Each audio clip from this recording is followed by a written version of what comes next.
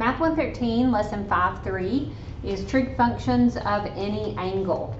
So we're going to start with theta, an angle in standard position with point P, which is the ordered pair xy, would be a point on the terminal side, and it is r units from the origin. And so this diagram represents what that statement says. And notice that I've given you that r is equal to the square root of x squared plus y squared. That is the distance from the origin to that point x, y. So if I draw this so that my P point is in quadrant 2, let's say I look at P right there, it's still going to be x, y. Okay, this time theta, again, it will start at the positive x-axis because it is in standard position. And then when I look at my little triangle, I will look at my triangle on this side, but x is still a length and y is still a length. Okay, but when I think about this one, the distance from the origin to P is still r.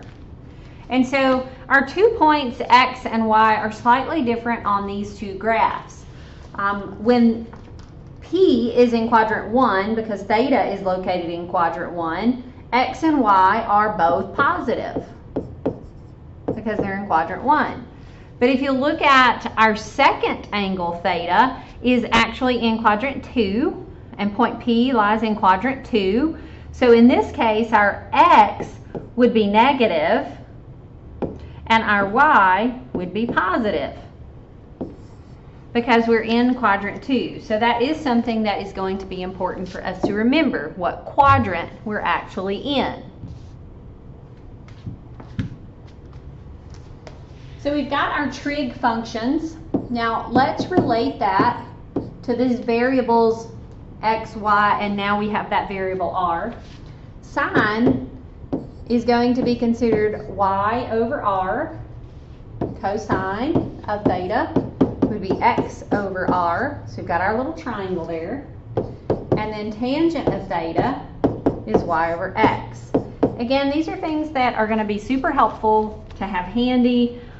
Committing them to memory is definitely going to be the easiest way to work this, but otherwise just keep them beside you so as you work you can look at them. Cosecant is the reciprocal of sine. Secant is the reciprocal of cosine.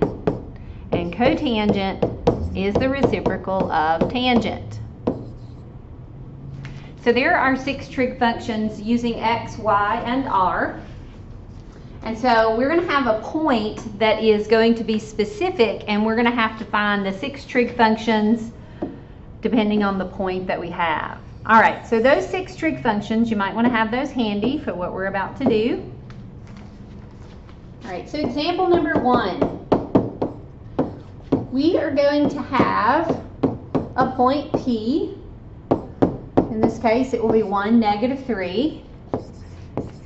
It's going to be a point on the terminal side, just like we had before in that definition above. Point on the terminal side of theta. We are going to find each of the 6 trig functions.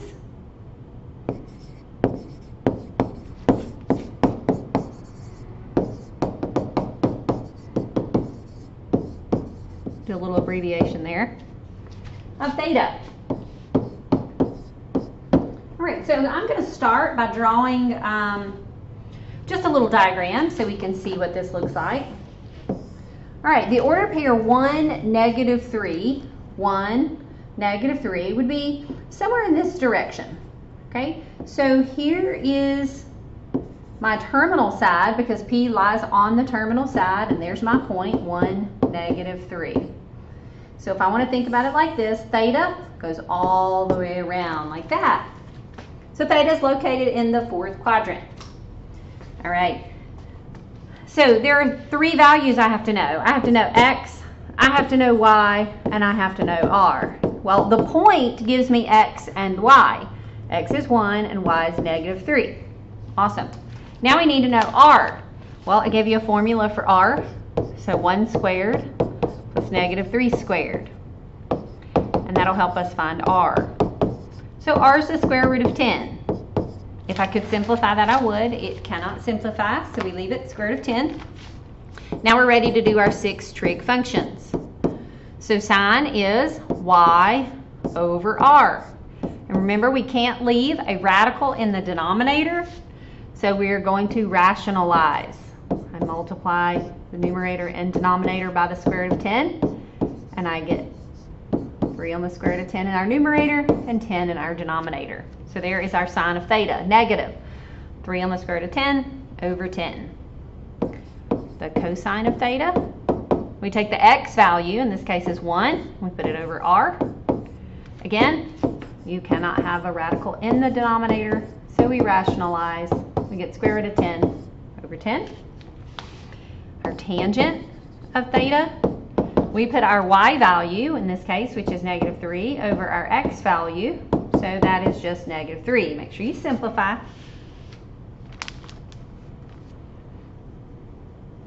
Okay, because y over x. Let me move it sideways a bit so we can put the reciprocals right there. Okay, the cosecant of theta, remember cosecant is the reciprocal of sine. So this would be negative the square root of 10 over 3. And instead of flipping over the final answer, what I did was went back to the original and said, you know what, the reciprocal, flip it over and it looks like that. That's easier than using the reciprocal of the one that I already rationalized. All right, secant would be the reciprocal of cosine, and we're going to do the same thing. We're going to use square root of 10 over 1, which is the square root of 10. And then cotangent would be the reciprocal of tangent, which would be negative 1/3. So there are my 6 trig values. All right. That's how having a point will help us out. Let's go ahead and jump to another example. We are going to, only this time we're not going to do all 6 values. Let's only evaluate the sine and the tangent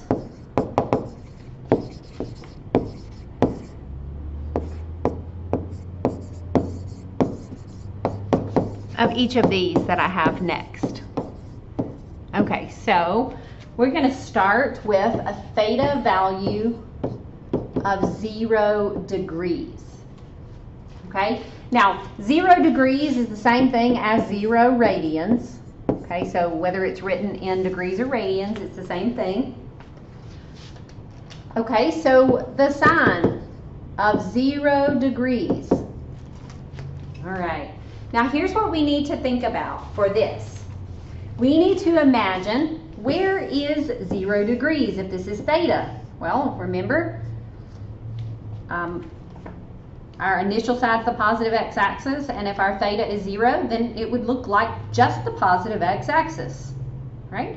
So if I imagine a point on here that is easy to work with, we can pick a point that is on our terminal side. I'm going to pick a real easy point, the point 1, 0, and I'm going to work with that. I know for sure that is on the x-axis somewhere, so that's why I can use it.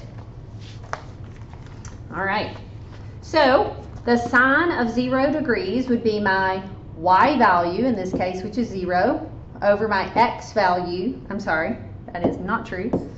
My y value over my r value. Let me just write that down. All right, so I know for sure x is 1 because I've chosen it. I know y is 0, I've chosen it. So I need to figure out r. Got our little formula, 1 squared plus 0 squared would give me the square root of 1, so r is also 1. So my y value is 0 and my r value is 1, which gives me 0. So the sine at 0 degrees is in fact 0. Okay, the tangent of 0 degrees, remember that's y over x. So our ordered pair, my y value is 0, my x value is 1. When I divide that, I get 0. All right, let's move on to theta is 90 degrees. Now, My math lab might throw you one of these that's written in radians. So 90 degrees in radians is pi over 2. So we're going to do it, I'll use the radian value this time, just so you can see it written differently. All right, so we're going to do the sine of pi over 2. Okay, now that's 90 degrees. Choose a different color here. So that means that our terminal side, okay, remember here's our initial side, the positive x-axis, our terminal side. So there's our theta, pi over 2. Now again, if I use the concept that we had just before, I need to pick a point on the terminal side. Again, I'm going to pick a point easy to work with. The order pair 0, 1, super easy to work with. So I know my x value is 0, my y value is 1, and I need to find r. So again, the square root of 1 is just 1, so my r value is 1. So the sine at pi over 2 is our y value, in this case is 1, over my r value is 1. So the sine of pi over 2 is 1. The tangent of pi over 2, remember this is y over x. My y value is 1. My x value is 0. Now, long time ago you were taught that you can never have 0 in the denominator. So we can't leave it like this. That is not simplified. That is in fact undefined. So we just write UND, undefined, right there. So the tangent of pi over 2 is an undefined answer. You can't divide 1 by 0. All right, let's try another one. How about pi? Let's do theta is pi, okay, which would be 180 degrees. So if I pay attention to where that is on a graph, that would be my terminal side. This would be my initial side. So there's theta. Theta is pi. Again, I'm going to pick a point on the terminal side. An easy point for me to work with is -1, 0. Right, now I'm ready to do my sine and my tangent of pi. The sine of pi is our y value over our r value. So we need to know what r is. X is -1, y is 0, and we need to know r. So the square root of -1 squared is just +1, so the radius is 1. So the pi, sine of pi is the y value over r, so 0 over 1. That value is 0. You can have 0 in the numerator. The tangent of pi would be our y value, which is 0, over our x value, -1, which is also 0. Okay, so just making sure that the angle they give you is theta, and locate where would that be on a graph. Remember, we're putting it in standard position to kind of look at the graph. All right. One other thing that I want to show you that might be super helpful for you. All right. So this is just something that I've used for years in trying to help students understand. Now we know these are our quadrants 1, 2, 3, 4, and I do this to them. And here's what my letters stand for: A, smart, trig, class. And the reason I do that is it just shows me which quadrant gets what letter. So quadrant 1 gets A, quadrant 2 gets S, quadrant 3 gets T, and quadrant 4 gets C. Now here's what this is used for. In quadrant 1, that A means that all 6 trig functions are positive. They're all positive values. All 6 of them. All right, in quadrant 2, the S is going to stand for sine, and its reciprocal would be cosecant. Those are the only 2 that are positive. Everything else in this quadrant is negative. So the tangent in the second quadrant is negative. The cosine in the second quadrant is negative, because CSC stands for cosecant. All right, quadrant 3, T stands for tangent, and its reciprocal would be cotangent. Those are the only 2 that are positive in quadrant 3. And then in quadrant 4, our cosine and its reciprocal secant are the only two that are positive. All right, now I'm going to show you why this is really helpful. Our example number 3, we are going to let theta be some angle in standard position.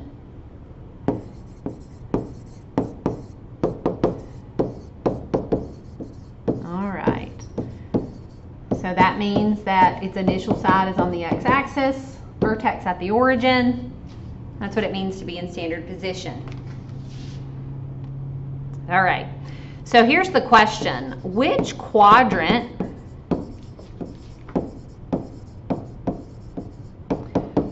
contains theta if the cosine of theta is positive and the tangent of theta is also positive?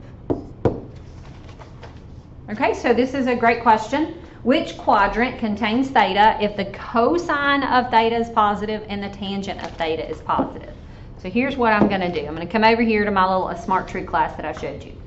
The cosine is positive in quadrant 4, okay? Remember, cosine is down here where this C is.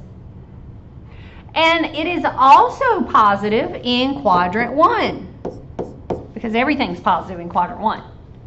My tangent is positive in quadrant 3, and it's also positive in quadrant 1. So if theta has to be both of these, all right, if the cosine has to be positive and the tangent has to be positive, then that means that it must lie in quadrant 1. So quadrant 1 contains theta. That's how we would answer that question. All right, let me ask you the same question. I'm going to change up the information that I give you.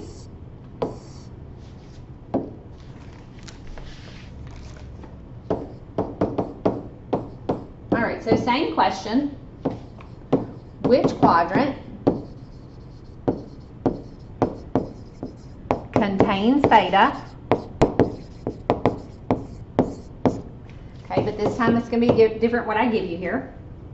If the tangent of theta is negative and the secant of theta is positive.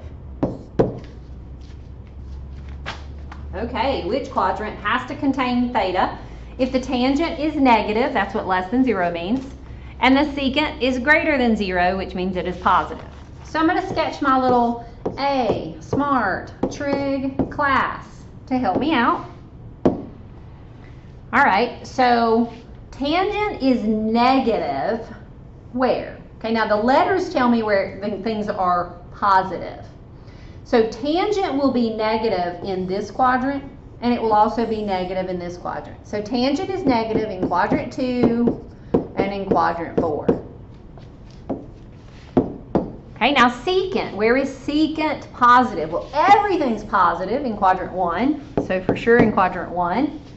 And then where else is secant? It's with its reciprocal cosine, which is down here in quadrant 4.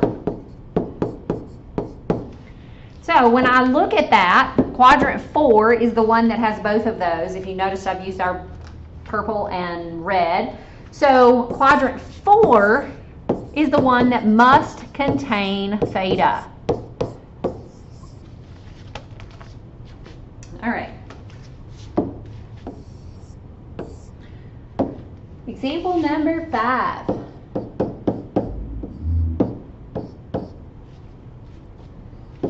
All right, different kind of question.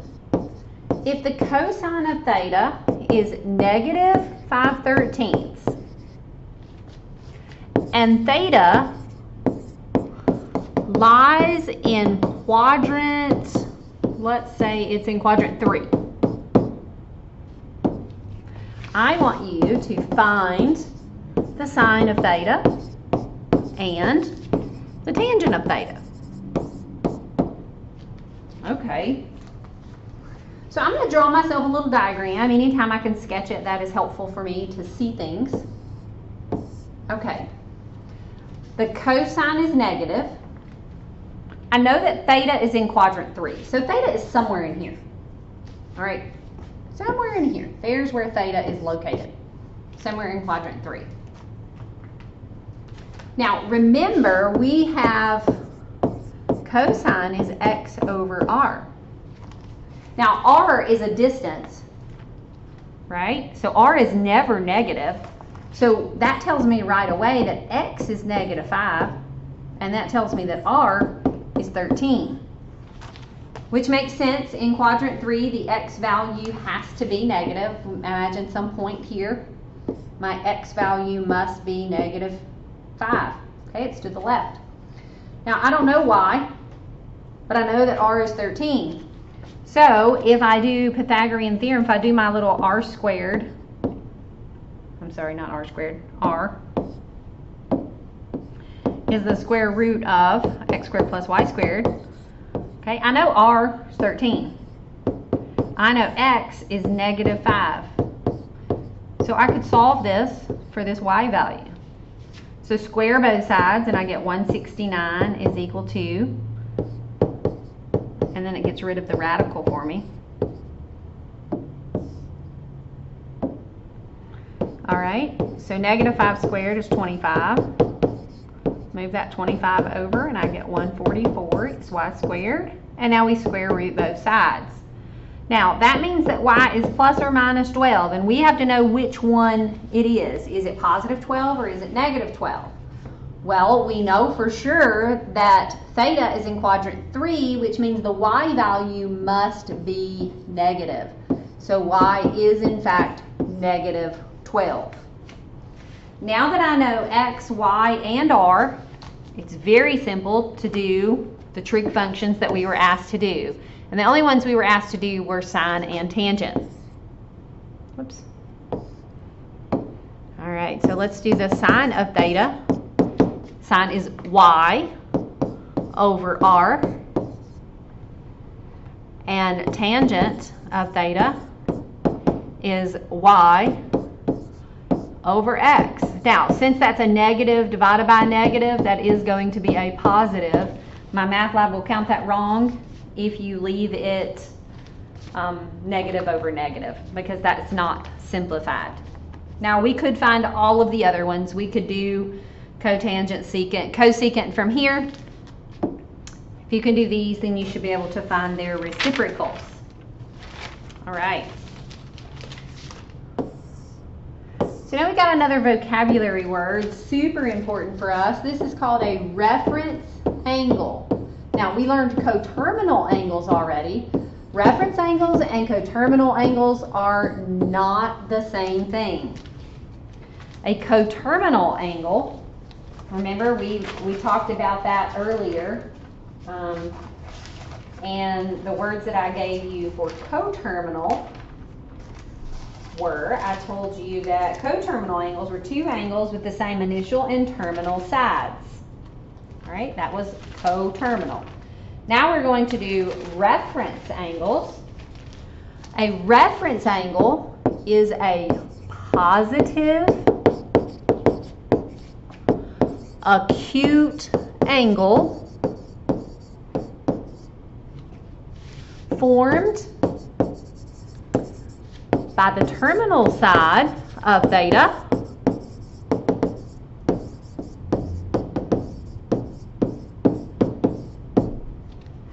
and the x-axis. Now notice that does not say the positive x-axis, it just says the x-axis. So wherever your terminal side is, you go to the x-axis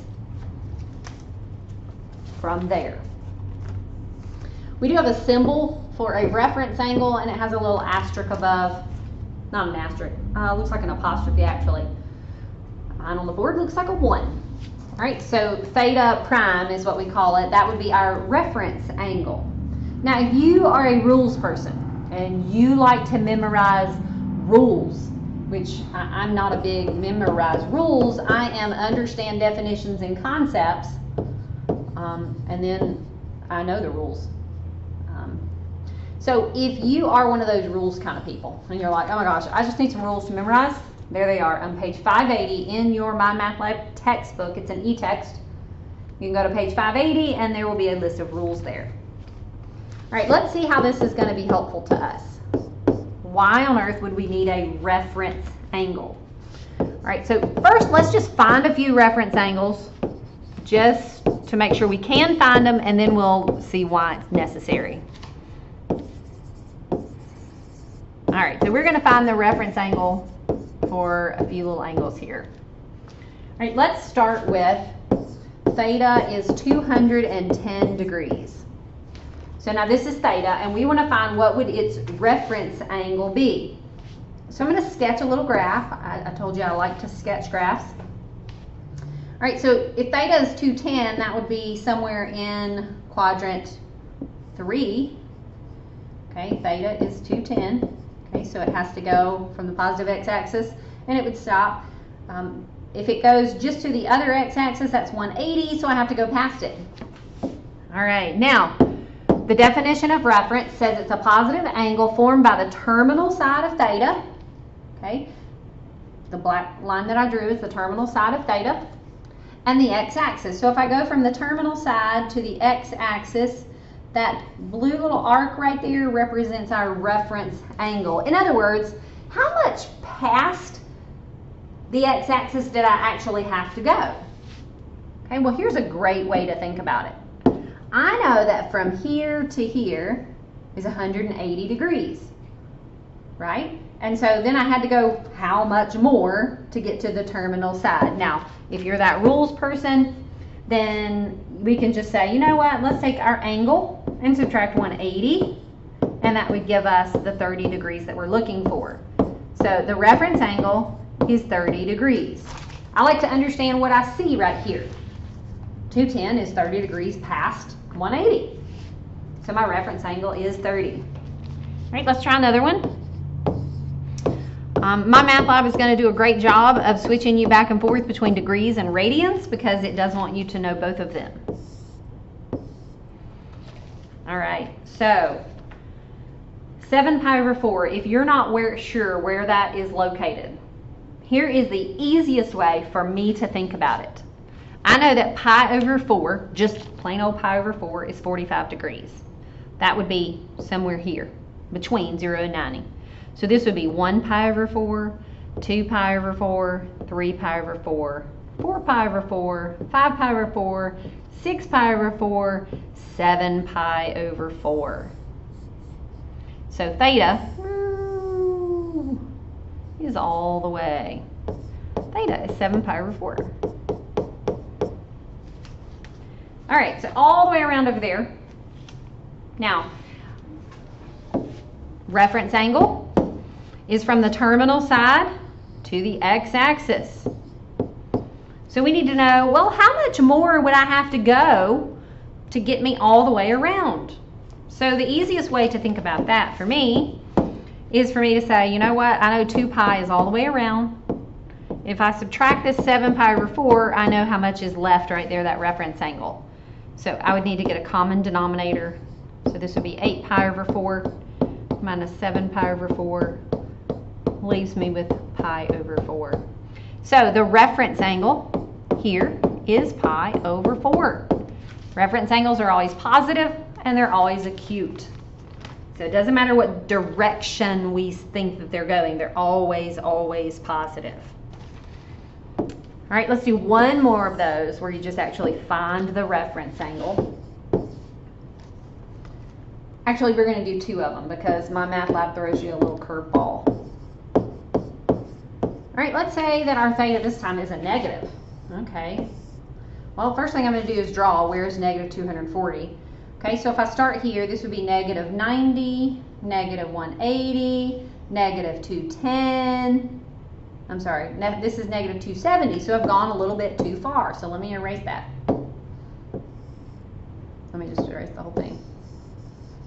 It's not good at erasing part of it. All right, so if I go negative, I have to go clockwise. So negative 90, negative 180, and now how much farther do I need to go? Okay, if I go all the way to that axis, then it's too far. Okay, because all the way to the axis is 270. All right, so here's my theta, negative 240. The reference angle goes from the terminal side to the x-axis. So there's my reference angle. So how much past 180 did I in fact go? Well, I went 60 degrees past it. So my reference angle is 60 degrees. Not negative 60. Reference angles are always positive. Okay, and then the last little thing, the curveball that my math lab throws at you is, it'll ask you something like, what if theta is 3.6? And you might be like, where's the degree symbol, or where's the pi? Okay, if they give you a number like 3.6, that is definitely radians. Okay, like 7 pi over 4 is radians, but that's clear to me because I see pi. Okay, 3.6 is still radians. All right, now, I like to graph these, and I'm not real sure where 3.6 radians is, so I do a little thinking in my mind. I go, okay, you know what? I know that pi is 3.14, and I know that 3 pi over 2, which is 270, okay, the next axis that I would come to. I know that 3 pi over 2 is 4.7. I can actually type it in my calculator and decide. So 3.6 is somewhere in between those, okay? 3.6 is somewhere in between those two numbers. So that means that it's going to be somewhere in quadrant 3. Theta is 3.6 radians. So my reference angle goes from the terminal side to the x-axis. So that would be my reference angle. Okay. Well, I have to do a little bit more thinking here because this one's a little tricky. So I think to myself, all right, when I went from the positive x-axis to here, that was 180, which is pi, okay, radians, pi radians. So how many more radians did I have to go to get there? So that would be my reference angle. So in this case, I'm going to say 3.6 minus pi, and that will tell me. And I get about 0.4584. Now you do need to pay attention to what my math lab asks you to do, like what does it ask you to round to? It might say 2 decimal places, it might say 4 decimal places, so be careful and read those directions. Alright. Okay, we're now I'll actually do one where I show you how this is useful, and then we'll actually be done. Show you how we actually use reference angles. So on this example, we use no calculator. All right, now I know you're like, well, I'm doing this at home. How are you going to know I'm not using a calculator? There's going to be lots of times that I'm going to ask you to show me your work. I'm going to ask you to submit it, take a picture, email me your work. I want to see that you're doing this the way that I expect, because when it comes time for a test, that's what I'm going to expect to see on your paper. So what we're going to do here is we are going to use reference angles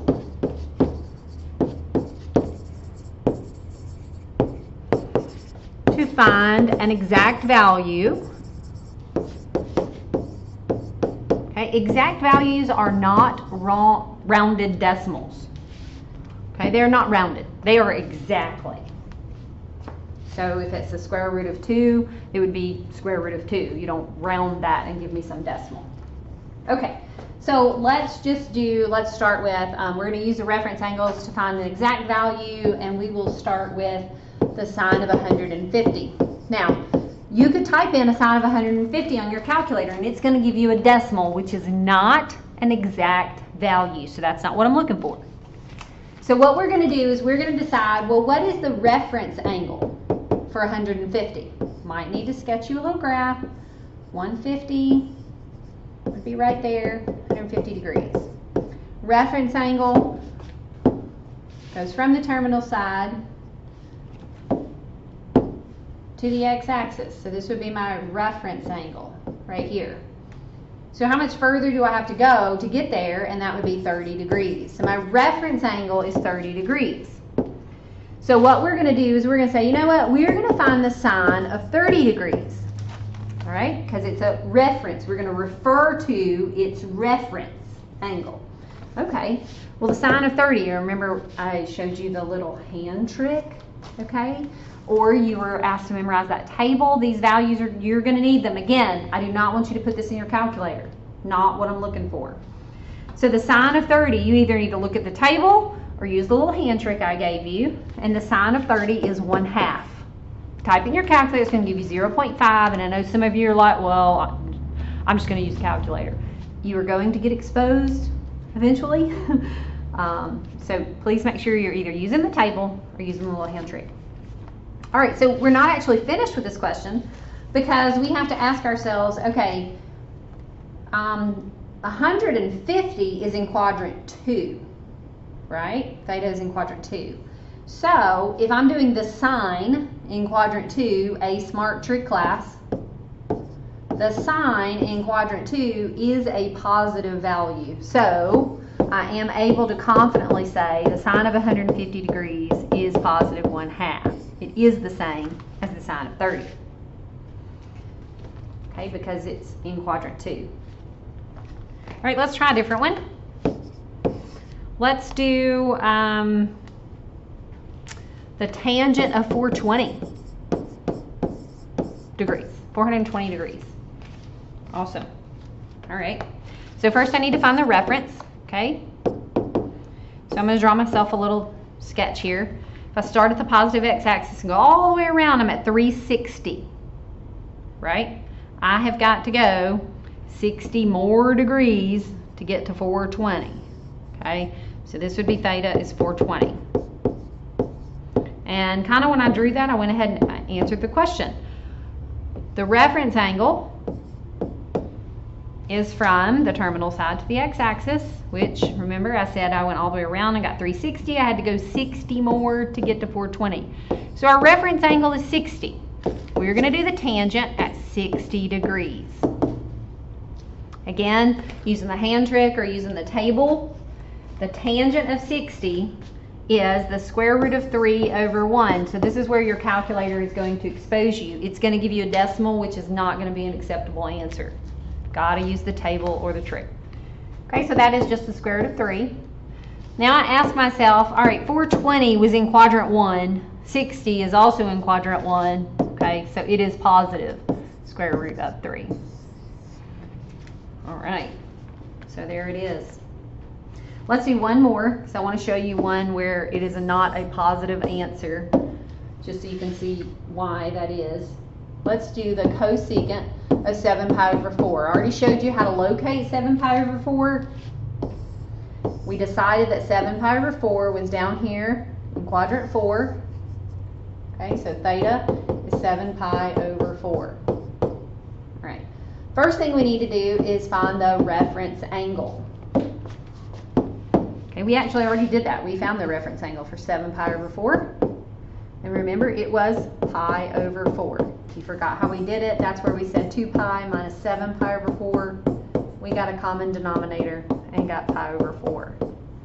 So my reference angle is pi over 4, which means I'm going to do the cosecant of pi over 4. Except I don't really do cosecant.